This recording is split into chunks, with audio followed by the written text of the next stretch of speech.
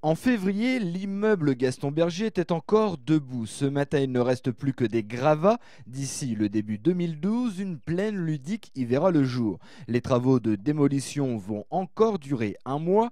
Les camions de chantier évacuent les matériaux détruits. L'immeuble a subi une déconstruction en grignotage. Vous savez qu'il y a deux manières de déconstruire les immeubles.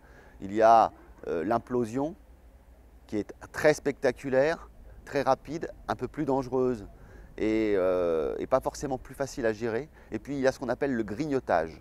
Et ça, c'est une opération en grignotage, c'est-à-dire que c'est un peu plus long puisqu'on déconstruit petit à petit l'immeuble, mais ça permet de sécuriser totalement les espaces alentours et ça permet en même temps de gérer le chantier au long cours, c'est-à-dire de gérer les gravats, les sorties de gravats, etc. etc.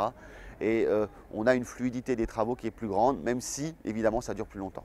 Cette rénovation urbaine suscite des interrogations des habitants. Sur les 100 hectares des quartiers rénovés, 8000 personnes cohabitent. La grande majorité sont des locataires. L'un des principaux bailleurs de cet espace locatif répondait ce matin à leurs questions.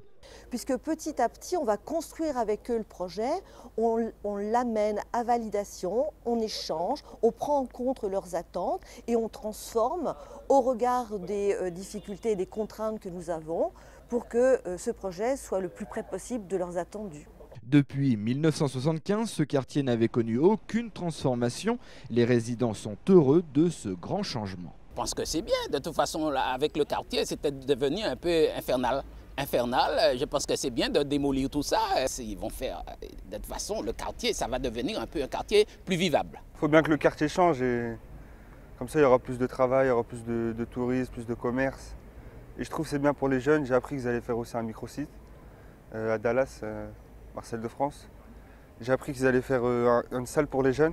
En attendant la fin de ce lifting de 350 millions d'euros sur toute la commune, dans le quartier de la future plaine ludique, une jachère fleurie embellit le chantier, un zeste de nature dans cet univers encore très bétonné.